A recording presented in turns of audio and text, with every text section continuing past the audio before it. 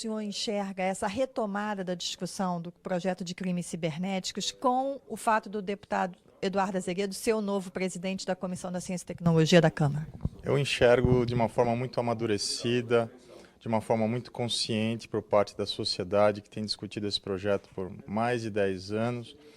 Hoje a sociedade brasileira se preocupa muito com o ideal de justiça e com equilíbrio no que tange ao uso da internet e das redes sociais. Eu acho que é dentro desse espírito de equilíbrio, de conciliação, de harmonização dos princípios constitucionais com o Marco Civil. Eu tive em Brasília recentemente discutindo essa matéria, a convite da Polícia Federal, e houve uma preocupação muito grande quanto à judicialização do Marco Civil, ou seja, tudo aquilo que as autoridades policiais precisam online, elas são obrigadas muitas vezes a recorrer ao judiciário. Senão se poderia criar um sistema de colheita de provas mistas, ou seja, que a autoridade policial pudesse ao menos congelar essas provas ou pudesse continuar essa colaboração que os provedores têm dado, essa prestação de serviços para a sociedade de uma forma voluntária, sem quebrar o sigilo e a privacidade, né? Por sua vez, há uma preocupação em relação ao Ministério da Justiça, aos gestores do projeto do Marco Civil, em relação à proteção dos dados do cidadão brasileiro, que é muito louvável. Então eu vejo que nesse momento, com a discussão da Lei de Crimes Cibernéticos e o Marco Civil, eu vejo a grande probabilidade de ambas serem aprovadas simultaneamente, incluindo dentro do texto do Marco Civil o princípio da dignidade da pessoa humana, porque se você quer criar uma lei principiológica como o Marco Civil, como uma mini constituição para a internet, como é o Código de Defesa do Consumidor, que é uma lei principiológica, as leis principiológicas, por natureza, elas têm que ter uma equiparação direta com a Constituição Federal. E o Marco Civil não traz a proteção da defesa da dignidade da pessoa humana, ou seja, é necessário a liberdade de expressão, a privacidade, mas a pessoa também tem que ser digna e merece a proteção do Estado em relação à sua honra na internet. Para que haja uma consciência ética coletiva, no seguinte sentido, de que a pessoa não pode postar simplesmente o que ela quer, né, e quando ela quer.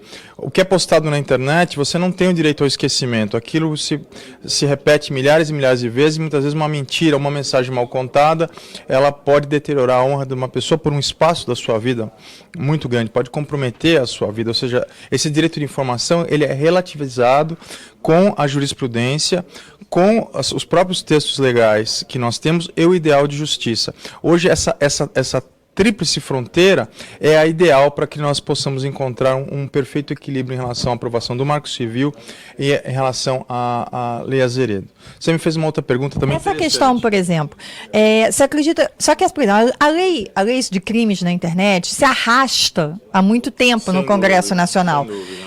O fato de hoje estar se discutindo essa questão da privacidade, por exemplo, da Câmara agora está convocando o Google e o Facebook para ir discutir como que é essa política de privacidade nas redes sociais, isso pode acelerar esse debate, pode acelerar a aprovação de uma legislação, ou essa questão do que deve ser regulado e o que não deve ser regulado na internet fala mais forte? Eu acho que esse debate, a grande riqueza dele é esse amadurecimento da consciência ética coletiva em relação aos aplicativos digitais, à privacidade. Eu acho que isso é fundamental. Só a criação dessa consciência ética coletiva, ela já é suficiente. A Lei Azeredo, ela não foi aprovada por causa daquele movimento AI-5 digital, que algumas vozes criaram de forma irresponsável esse movimento, numa suposta defesa da privacidade, relembrando, fazendo uma analogia com uma época muito difícil do nosso país, que foi a época da ditadura, do AI-5, né, onde você se impunha uma restrição, uma mordaça aos direitos de comunicação, ou seja, se comparou o incomparável, isso é discutido na academia, isso é discutido nas faculdades, com um sentimento assim de muita falta de responsabilidade por parte desses agentes que criaram esse movimento AI-5 digital, não trazendo nenhuma realidade para esse jovem, né?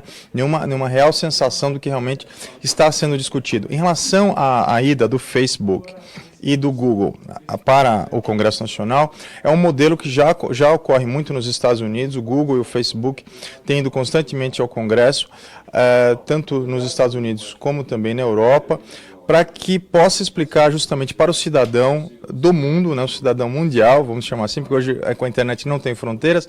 Como que é essa política de privacidade, como que ela afeta, como que é a visão, por exemplo, do Twitter em relação às blitz do bafômetro? Se ele é a favor da AGU, da Advocacia Geral da União, que quer tirar os perfis que avisam sobre as blitz de bafômetro, ou se ele é a favor do Ministério Público Federal, o parecer do Ministério Público Federal, que diz que não podemos censurar esses perfis, ou se somos como favoráveis à decisão do juiz Capixaba agora, que há 2 semanas atrás deu uma medida dizendo que esses perfis têm que ser retirados, né?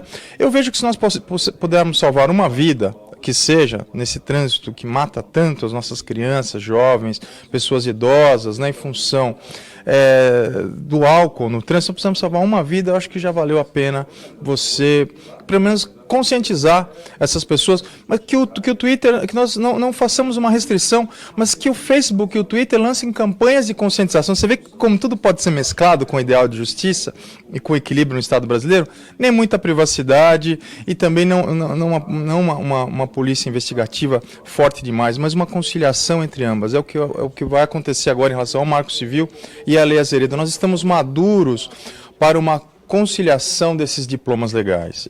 A questão do cerceamento do uso da internet é a grande preocupação de quem critica a Lei Azeredo.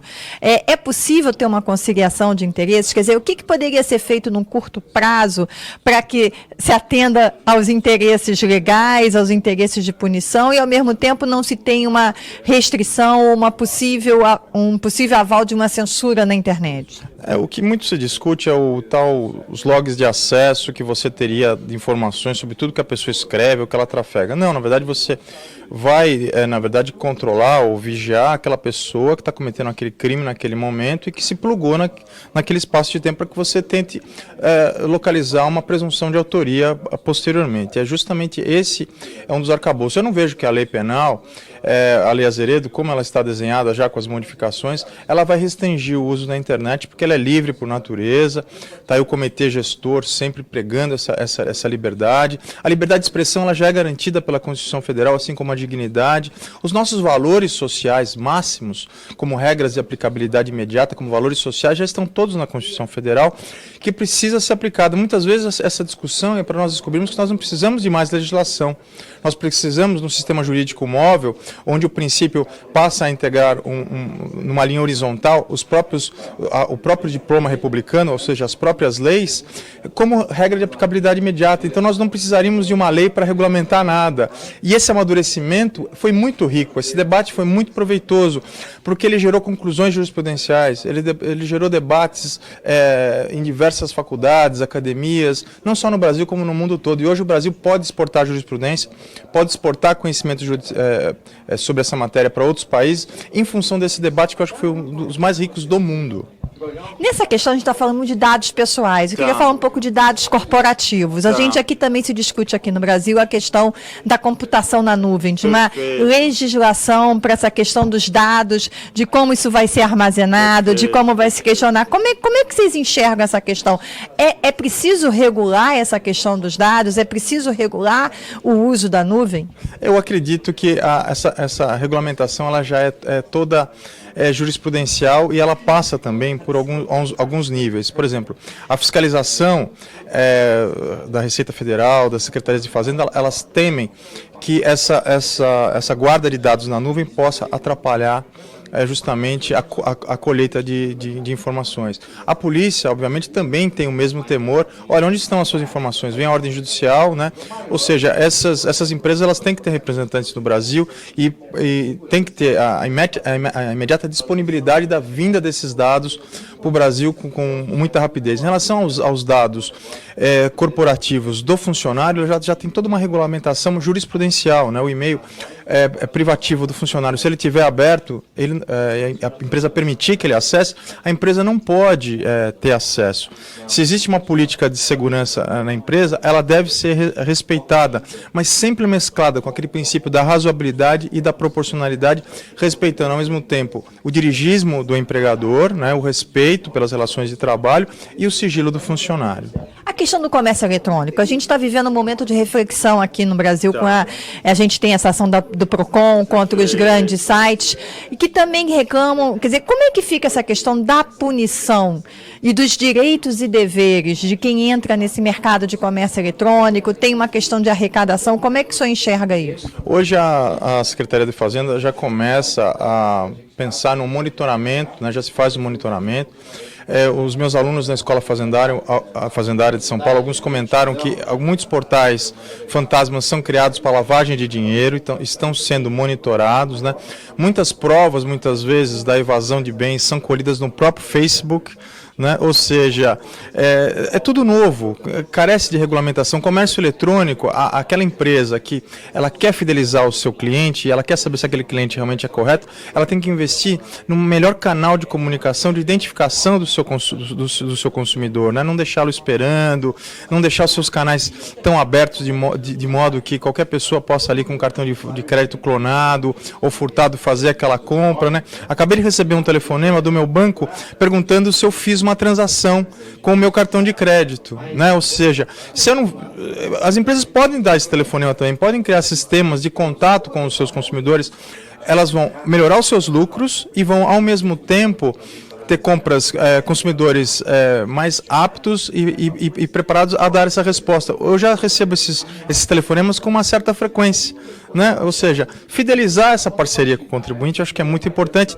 e principalmente denunciar que as associações de e-commerce denunciem as empresas que estão praticando o mau e-commerce, né? Porque essas outras empresas não estão recolhendo impostos e o e-commerce ele tem que, obviamente, recolher os seus impostos conforme prestação de serviço ou distribuição de produtos. Essa questão do ICMS no e-commerce, o senhor acha que isso vai ser resolvido? É uma guerra fiscal, só que agora denominada guerrafiscal.com. Como os grandes centros de distribuição estão no Rio e São Paulo, as mercadorias são enviadas daqui para outros estados e lá eles estão sobretaxando, criando um novo ICMS. É inconstitucional. E o Supremo Tribunal Federal, em diversas ADIs, ações diretas de inconstitucionalidade, inclusive propostas pela Federação do Comércio, tem decretado a inconstitucionalidade dessas leis dos estados que sobretaxam uma segunda vez o ICMS.